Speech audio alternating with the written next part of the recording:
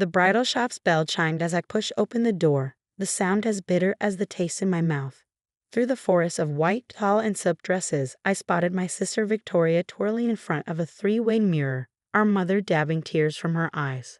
"Oh, Victoria," Mom gushed, "you look absolutely perfect. The wedding dress probably cost more than most people's monthly salary." Of course it did. She paid for it with my money. "Rebecca." Victoria's face lit up with fake enthusiasm when she saw me in the mirror. "I was wondering when you show up. What do you think? Worth every penny, right? My name is Rebecca Anderson, and 2 weeks ago, I discovered my sister had drained my savings account of $78,000 to fund her dream wedding. The money I'd spent years saving for my own future, gone in a series of unauthorized transfers while I was on a business trip. How could you, Victoria?" I kept my voice low, conscious of the other customers browsing nearby. "That was my entire savings." She turned to face me, all innocence and confusion. "Oh, come on, Rebecca, don't be so dramatic. I'll pay you back eventually." She smoothed down the intricate beadwork on her bodice. "Besides, you know how important this wedding is to me, to all of us. Important enough to steal from your own sister." "Steal is such an ugly word," Victoria sighed, examining her reflection again. "I prefer to think of it as borrowing. You'd have said no if I'd asked. And Matthew and I need this wedding to be perfect. You know how his family is." "Ah yes, Matthew Harrison, Victoria's fiancé and heir to the Harrison fortune. Old money, old names, old expectations. The kind of family that would look down their noses at our decidedly middle-class background if the wedding wasn't appropriately lavish." "Mom," I turned to our mother, who was suddenly very interested in a rack of veils. "Are you seriously okay with this?" "Well," she hesitated, not meeting my eyes. "Victoria did say she'll pay you back, and this wedding is such a wonderful opportunity for her, for all of us, really. The Harrison family has so many connections." I couldn't believe what I was hearing, but then again, maybe I could. Victoria had always been the favorite, the pretty one, the social butterfly who could charm her way out of any situation. I was the responsible one, the steady one, the one who worked hard and saved carefully while Victoria flitted from one expensive whim to another. "You're going to the police, aren't you?" Victoria's voice had lost its sweetness, turning sharp. "That's why you're here, to threaten me?" I met her gaze in the mirror.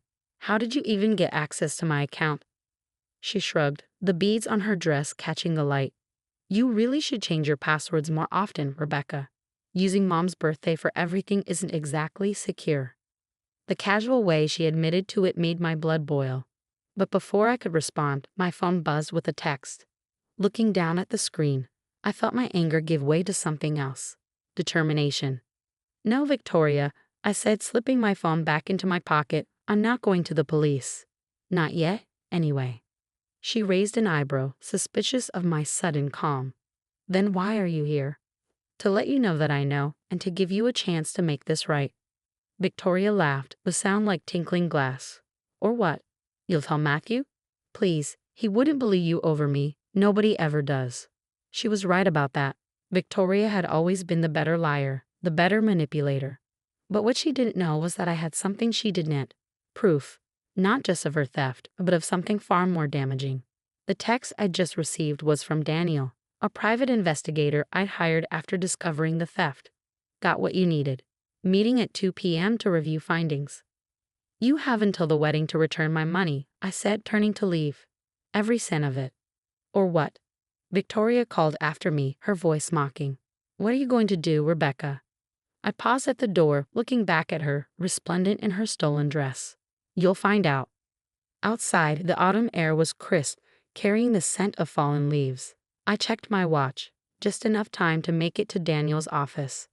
As I drove across town, I thought about how things had come to this. Victoria and I had never been close, despite our mother's best efforts. 3 years apart in age, we were opposites in every way that mattered.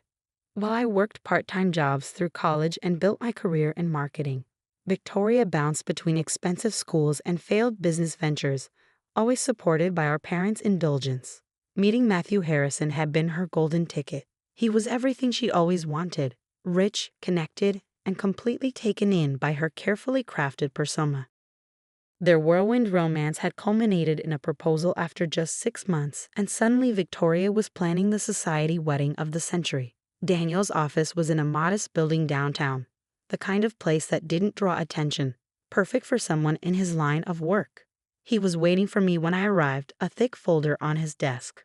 "Miss Anderson," he greeted me, gesturing to a chair. "I think you'll find this interesting." He opened the folder, spreading out photographs and documents. "Your sister's fiancé isn't quite what he seems." I leaned forward, examining the evidence. Matthew Harrison, it turned out, had secrets of his own, secrets that would destroy not just the wedding but Victoria's entire carefully constructed future.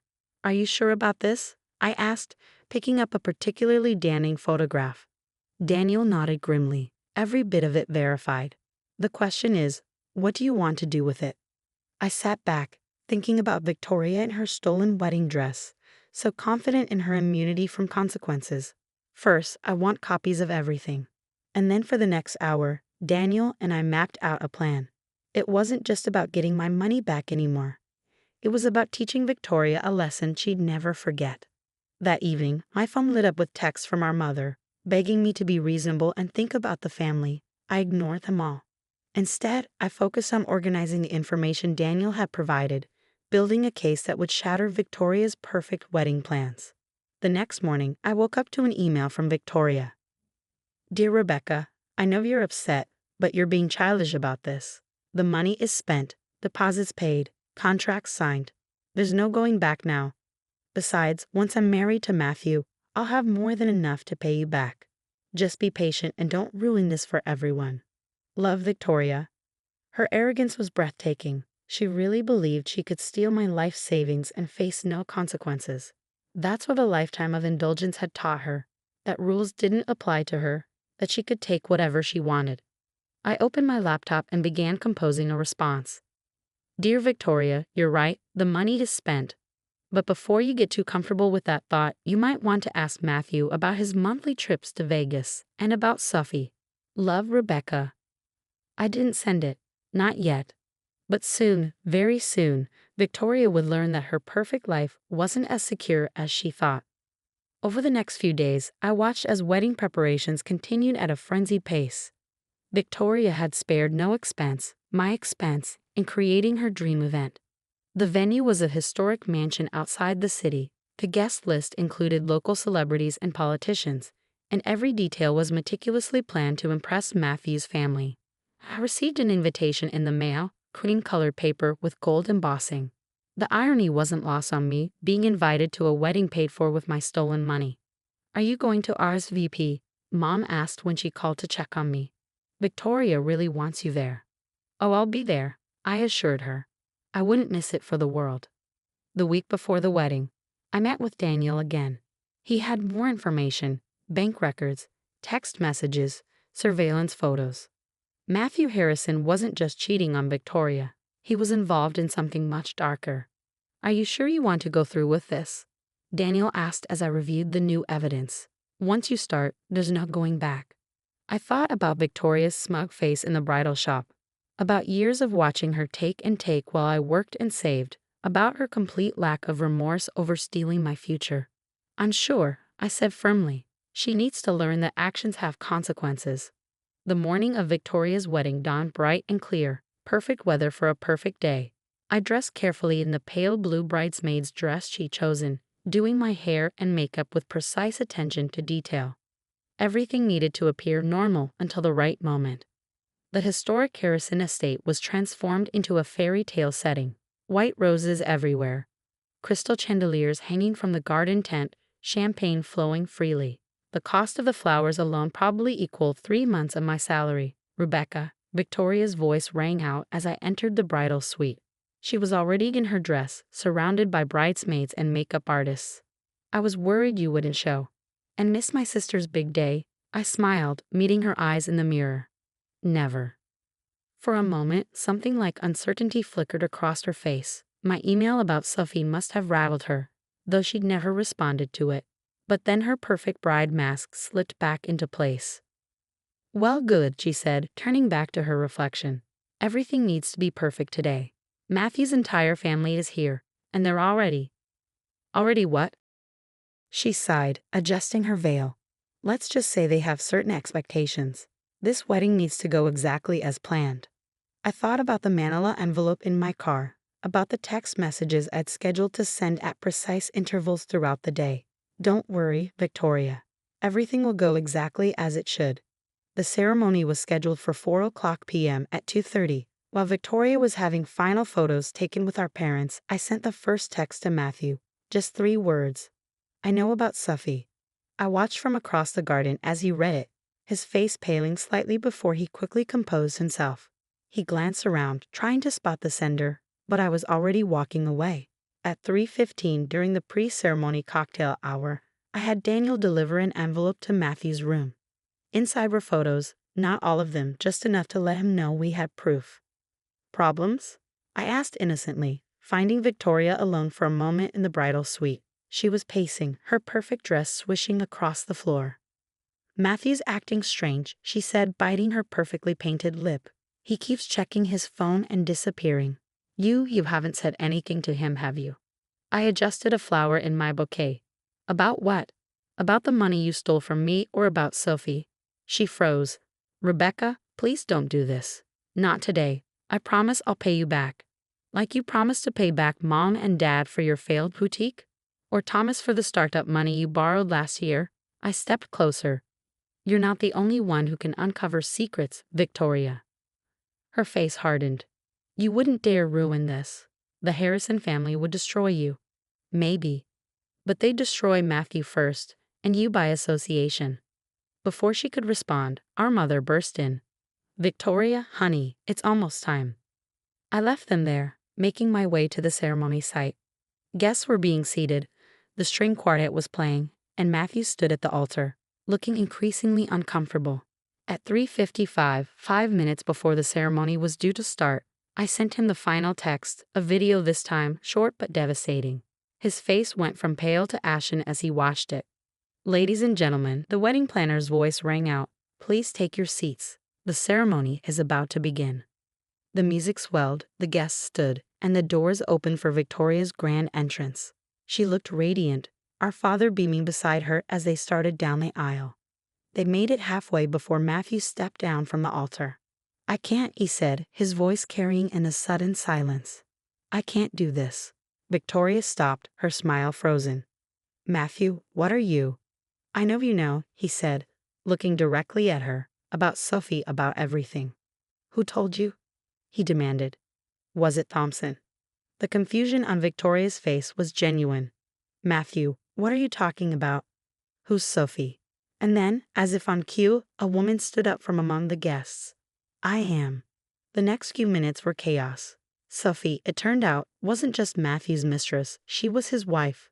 Their marriage in Vegas 3 months ago had been very real, very legal, and very much a problem for the Harrison family. Victoria's perfect day imploded spectacularly. There were shouts, tears, accusations. Matthew's father had to be restrained from attacking his son. Guests fled in embarrassment or stayed to gawk at the unfolding drama. Through it all, I stood quietly in my bridesmaid's dress, watching my sister's carefully constructed world crumble. You, she said finally, spotting me through her tears. You did this. No, Victoria. You did this. Every choice you made, every person you stole from, every lie you told, it all led to this moment. She lunged at me then, all pretense of sophistication gone. I'll kill you. You've ruined everything. Our father caught her, holding her back as she screamed and thrashed. Her perfect dress was torn, her makeup streaked with tears. Miss Anderson, Daniel appeared at my elbow. Perhaps now would be a good time to discuss the financial matters. Victoria went still. What financial matters? The theft of my savings, for starters, I said calmly. The unauthorized access to my accounts, the fraudulent transfers. The police are very interested in all of it. You wouldn't, she whispered. Your own sister? You stopped being my sister the moment you decided to steal my future. I turned to Daniel. Show them. He opened his briefcase, pulling out documents, bank records, transfer receipts, screenshots of Victoria accessing my accounts. Our parents' faces fell as they realized the extent of her deception. Oh, Victoria, our mother whispered. What have you done? The aftermath was both swift and severe. The Harrison family, already reeling from Matthew's scandal, wanted nothing to do with any of it. They whisked him away to deal with the Sophie situation privately. Victoria faced criminal charges for theft and fraud. Our parents, finally forced to see her for who she really was, refused to bail her out this time. The wedding vendors, unpaid and angry, began legal proceedings of their own. Was it worth it? I asked her later, visiting her at our parents' house where she'd been forced to move back in. Was one perfect day worth losing everything? She didn't answer, just stared out the window, her perfect world shattered beyond repair. My money was eventually returned, not all at once but through a court-ordered repayment plan that would take Victoria years to fulfill. The wedding vendors claimed everything else, selling off the unused decorations and Victoria's dream dress to recoup their losses. A year later, I sat in my new apartment, paid for with the savings I'd rebuilt. A wedding invitation lay on my coffee table, not Victoria's this time, but mine own. My fiancé, unlike Matthew, was honest, hardworking, and completely real. Victoria wasn't invited. She was still working through her legal issues, still living with our parents, still blaming me for ruining her life. She never understood that she'd done that herself, one selfish choice at a time. My phone buzzed with a text from Daniel. Had started handling my corporate security after the wedding debacle. Thought you'd want to know. Matthew Harrison just got divorced from both wives. I smiled, thinking about karma and consequences. Victoria had wanted the perfect wedding at any cost. Instead, she learned a valuable lesson about the price of perfection. As I began planning my own wedding, modest, meaningful, and paid for honestly, I thought about what real love and family should look like. Not a fairy tale built on lies and theft, but something true and strong and real. Victoria had chosen her path, and now she was living with the consequences. Me, I was finally living my own life on my own terms, with my own honestly earned money, and that was worth more than any perfect wedding day could ever be.